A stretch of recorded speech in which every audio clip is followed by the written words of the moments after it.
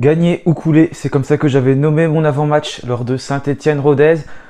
Malheureusement, c'est la deuxième solution qui a été choisie par les joueurs de Saint-Étienne qui se sont inclinés sur le score de 2 buts à 0 contre Rodez. Oui, 2-0 défaite à Geoffroy Guichard, alors que le stade mettait une ambiance de feu jusqu'au premier, jusqu'au deuxième but de Rodez, et les Verts ont réussi un exploit, celui de vider le stade Geoffroy Guichard, les deux coques qui se sont progressivement vidées. Et même la tribune Henri Point, une image qui faisait très mal et qui montre tout simplement que ça y est, les Stéphanois, les supporters en ont ras-le-bol. Et je pense que c'est compréhensible au vu de la prestation qu'on a pu voir aujourd'hui contre Rodez. Franchement, je pensais jamais voir un match pire que ce que j'avais vu avant. Et plus on avance, plus les matchs sont désastreux. Excusez-moi, mais aujourd'hui, c'était nul à chier. Il n'y avait rien du tout de montrer durant toute la totalité de cette rencontre. On va dire qu'on a bien joué 5-10 minutes en fin de première mi-temps, mais sinon l'ensemble du match de l'AS Saint-Étienne a été totalement lamentable, comme vous le savez et comme j'en ai l'habitude maintenant. On va pas faire un très grand débrief parce que ça ne sert à rien, et vu ce que j'ai vu, il n'y a pas grand chose à conclure de ce match. J'ai quand même été jusqu'au bout de la rencontre, même si ça a été difficile de regarder ce match, je vous l'avoue. Mais bon, c'est dur pour moi de quitter mon écran. C'est pas pareil quand on est au stade, je le sais très bien. Et la réponse de quitter le stade, je la comprends totalement. Et c'est tout à fait normal. C'est un très beau geste. J'ai dit qu'il fallait agir d'une façon. Je préfère que les supporters agissent de cette façon-là plutôt que par la violence. Mais ça fait très mal de voir ça.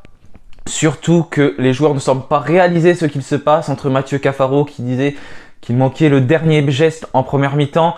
Je suis désolé, mais quand on voit le match, il ne manque pas que le dernier geste, il manque beaucoup plus de choses que ça. Et ce qui m'a énervé, c'est surtout Jean-Philippe Crasso à la fin de la rencontre, qui tout simplement au micro de Beansport a dit 150 fois qu'il ne comprenait pas pourquoi ça ne fonctionnait pas. Mais Jean-Philippe, je vais t'expliquer ce qui ne marche pas. C'est pas compliqué, tout simplement. Vous n'avez pas envie de jouer, il n'y a pas d'intensité, il n'y a pas d'agressivité. Vous ne respectez peut-être même pas l'adversaire, vous ne voyez même pas les supporters dans le stade qui vous encouragent, qui vous poussent. J'ai l'impression que vous ne réalisez même pas où vous êtes, que vous n'essayez de rien faire. Vous avez beaucoup de peur, je ne sais même pas si c'est de la peur ou c'est juste un manque d'envie. Quand on voit que le gardien adverse a le ballon et que vous ne le pressez pas, voilà, ça montre énormément de choses sur l'état d'esprit. Et voilà, toute la totalité du match, vous ne pressez pas dans la moitié de terrain de Rodez, vous vous laissez marcher dessus par cette équipe de Rodez qui, voilà, normalement c'est une équipe qui est censée être inférieure à nous et qui a été supérieure aujourd'hui. En tout cas, bravo à eux pour leur match parce qu'il était incroyable. Vous sortez de votre match et l'agressivité, vous ne la mettez pas du tout où il faut. Quand on voit l'expulsion de Jimmy Giraudon, il a 30 ans, Jimmy Giraudon, comment on peut se prendre un carton rouge là-dessus? Il prend un carton jaune, après il se met à vraiment râler et c'est totalement mérité ce carton rouge. Je ne vois pas du tout comment on peut réagir de cette façon-là. Si tu as envie de mettre un petit peu d'agressivité, celle-là, il faut la mettre dans le match et pas contre l'arbitre. Voilà, franchement, je suis très déçu de l'état d'esprit des joueurs stéphanois. Je ne reconnais plus du tout le club. Là, depuis quelques matchs, c'est de pire en pire. Je ne vois pas du tout d'envie voilà, on dirait que vous n'avez rien envie de faire, que ça vous va la situation actuelle. Le club coule, le club est 19e.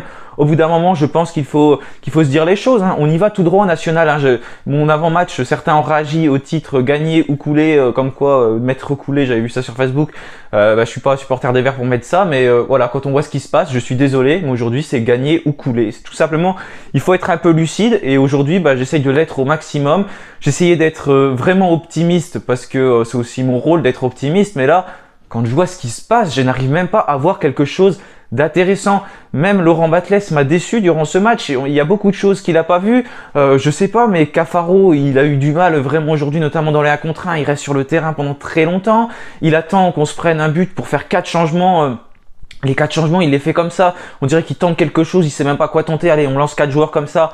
On va y arriver, ça va peut-être le faire. On prie, on croise les doigts. Plein de choses comme ça. Au moins, il a changé de dispositif avec ce 4-2-3-1. Mais ce 4-2-3-1, ça a été assez difficile pour lui aussi. On a pu voir des joueurs qui jouaient avec la boule au ventre, d'autres joueurs qui n'avaient pas d'envie, d'autres un peu plus d'envie. Si j'ai envie de mettre quelqu'un en avant durant ce match, c'est Benjamin Boutchouari parce que j'ai bien aimé son match et celui qui a essayé de mettre un petit peu de danger, un petit peu plus d'aller vers le but adverse, même si c'est pareil, je trouve qu'il ne tente pas assez sa chance et ça a encore été une fois le même cas aujourd'hui. On n'a pas tenté sa chance, je répète la même chose à chaque débrief, on n'a pas tenté notre chance, je répète la même chose à chaque fin de match. Mais il faut se dire les choses, on ne tire jamais.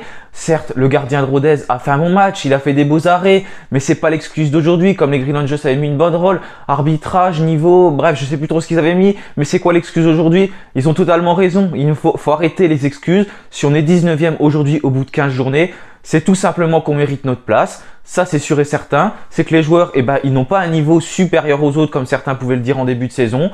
Ils prouvent tout simplement leurs lacunes, leurs difficultés, même si c'est vrai qu'on a vu des bonnes phases de jeu en début de saison, mais il faut le dire, depuis beaucoup de matchs, Saint-Étienne ne met pas les ingrédients nécessaires tout simplement pour aller chercher une victoire. L'agressivité, on la met pas du tout au bon endroit. Je sais pas vraiment quoi penser de ce match, mis à part que les supporters ont été incroyables pendant 60 minutes à pousser les joueurs. Et les joueurs, j'ai l'impression qu'ils ont peur des supporters, qu'à chaque fois qu'on encourage, au lieu que ça les excite, ça les inhibe, et c'est même les autres qui arrivent à mieux jouer. Franchement, je n'arrive pas du tout à comprendre ce qui se passe, à comprendre pourquoi ils jouent comme ça. Quand on porte le maillot de Saint-Étienne, il faut peut-être aussi un petit peu apprendre l'histoire de ce club, un peu apprendre voilà où on met les pieds. Je pense que c'est ça qui manque aussi aux joueurs.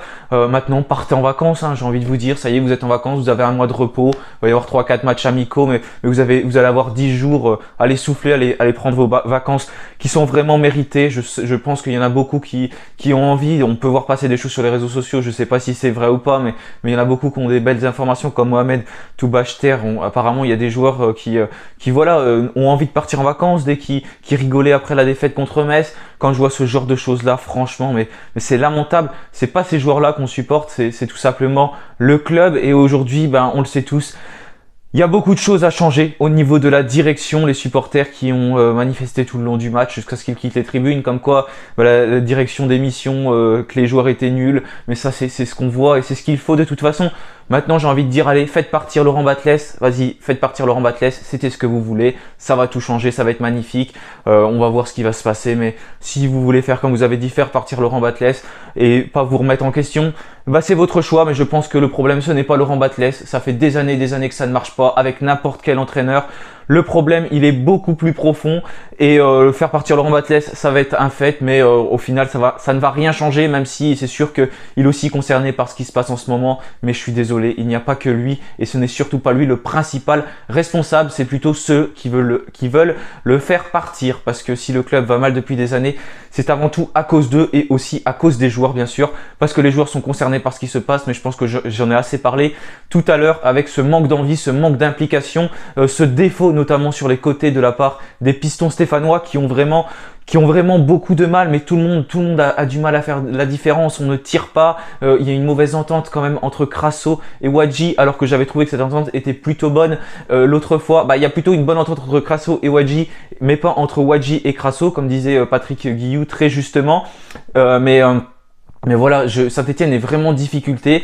Le milieu de terrain, c'était notre qualité principale, et ça commence à affaiblir. Il faut le dire, mon conduit apportait aussi beaucoup au milieu de terrain, mais quand il était là, mon conduit, ça n'allait pas non plus. En défense, autant dire que c'est la catastrophe. Giraudon qui est censé être un petit peu le maître, celui qui booste la défense, celui qui replace les joueurs, qui est présent quand Briançon est absent. C'est tout simplement lui qui ne montre pas l'exemple en prenant un carton rouge. Voilà, je sens que les joueurs n'ont pas d'envie. Les joueurs, je sais même pas si... Ouais, les joueurs manquent de confiance en eux. Je sais pas, je n'arrive pas à comprendre. Il n'y en a pas un qui prend la parole dans le vestiaire. Il n'y en a pas un qui rebooste. Il manque un véritable leader dans cette équipe. Et franchement, il faudrait prendre 11 supporters sur le terrain et je pense que ça ne serait pas pire. Là, heureusement qu'il y a cette trêve internationale, parce que je ne sais même pas comment on aurait pu aborder le prochain match qui sera contre Annecy, donc le 26 décembre prochain. Je ne sais même pas qui il faut faire jouer, qu'est-ce qu'il faut mettre en place, qu'est-ce qui va se passer au club d'ailleurs. Le mercato, autant dire qu'il faut tout changer, mais en tout cas, j'espère que la direction va enfin prendre la parole, mais des gens comme Jean-François Soucas, c'est eux qui sont censés prendre la parole, on ne les entend pas. Roland Romeyer est censé être plus en retrait, apparemment ce n'est pas le cas. Bernard Cailloso, éternel absent. Bref, quand ça ne va pas dans un club, normalement il y a toujours quelqu'un qui prend la parole, qui dit quelque chose, mais quand on n'a pas cet état d'esprit là dans un club, je pense que c'est aussi ça qui nous fait couler, et c'est pour ça aussi qu'il n'y a pas de niaque, pas d'envie sur le terrain, parce que tout simplement il n'y a pas de véritable leader dans ce club. Je vais revenir rapidement sur les deux buts de Rodez. Vous avez vu, j'ai pas fait un grand débrief de la rencontre, mais sur les deux buts de Rodez, forcément Namri est fautif sur le premier parce que il ne laisse pas le joueur de Rodez hors jeu et il ouvre le score. Mais bon, franchement, il n'y a pas que ça sur le match. Il y aurait bien pu avoir d'autres moments où il y a but. Au-delà de ça, ça résume pas l'ensemble du match parce que l'ensemble du match, ce n'est pas que ce but, c'est aussi toutes les autres situations d'avant, tout comme ce deuxième but d'ailleurs où Namri est une nouvelle fois fautif malheureusement pour lui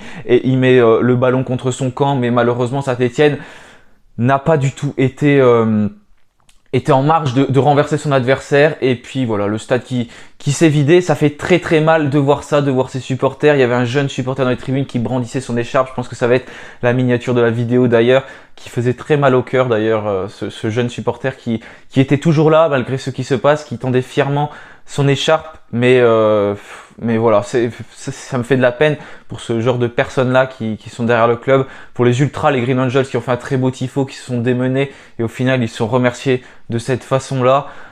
Voilà, c'est difficile aujourd'hui de parler de cette rencontre de Saint-Étienne, mais j'ai vraiment très mal à mon club, très mal de ce que je vois sur le terrain et il va falloir que ça change, que ça bouge au sein du club de Saint-Étienne parce que ça ne peut pas continuer comme ça. On est 19e et il y a des matchs qui se jouent ce soir. On pourrait être très très loin tout simplement de la place de non relégable. Ce club est vraiment en danger, ce club coule, oui il coule et il coule vraiment. Là je pense que il est presque irrécupérable. On a une infime chance de se maintenir en Ligue 2. Rendez-vous compte, en Ligue 2. Et après, ce serait la catastrophe pour cette grande institution du football français. Voilà, aujourd'hui, j'ai même pas vraiment de top durant cette rencontre, à part Bouchouari, qui pour moi a été le Stéphanois, le meilleur tout simplement dans la rencontre. Mais on a l'impression qu'on n'a pas de plan de jeu, qu'on n'arrive pas à en mettre en place quelque chose qui est bénéfique pour mettre en danger nos adversaires. Les matchs se suivent et se ressemblent. Au final, on est de moins en moins dangereux et c'est les autres qui prennent l'ascendant. Batles qui était d'ailleurs énervé une nouvelle fois en début de match, comme il l'était contre Metz, parce que il voulait que ses joueurs mettent le pressing, l'intensité nécessaire, et une nouvelle fois, ça n'a pas été le cas. Franchement, je n'arrive pas à comprendre pourquoi ils ne respectent pas ces consignes. On dirait qu'ils ne savent pas où ils doivent se mettre sur le terrain. Bref, voilà, les joueurs sont les principaux fautifs avec la direction. Batles aussi également, peut-être par ses choix sur le terrain, mais le mal, il est surtout au niveau de la direction et des joueurs de la Saint-Étienne. Voilà, j'ai terminé pour ce débrief de la rencontre. Je ne sais pas quoi dire de plus parce que malheureusement, il n'y a pas grand-chose à dire avec ce qu'on a vu sur le terrain. N'hésitez pas à me dire ce que vous en avez pensé en commentaire. En tout cas, merci à tous une nouvelle fois pour votre soutien. Vous êtes de plus en plus nombreux à suivre la chaîne, à regarder les vidéos, malgré ce qui se passe au sein du club. Donc vous êtes tout simplement incroyables, vous êtes fidèles, ça se voit dans le stade, donc à l'extérieur du stade, c'est normal que c'est la même chose. Bon courage à vous, bonne trêve internationale. Je vais essayer de faire des vidéos quand même sur différentes phases de Saint-Étienne. N'hésitez pas à me dire si vous avez des idées de concepts tout simplement. Je vais continuer ma série sur les pourquoi, comme pourquoi laisser ce jeu en vert, ces choses-là pour un peu se rappeler de ce qui se passe. On pourra peut-être aborder d'autres sujets comme la descente en nationale, la direction, bref, on pourra peut-être aborder des choses durant cette trêve internationale. N'hésitez pas à me le dire en commentaire. Moi, je vous souhaite quand même un bon week-end. On va suivre attentivement ce qui se passe sur les autres pelouses. Et puis, bien sûr, malgré tout, nous on reste toujours là. Moi, je ne lâcherai rien. Il n'y a pas de problème là-dessus. Je serai toujours supporter des Verts, quoi qu'il se passe. Donc, allez les Verts. Et puis, bon week-end à tous. Salut.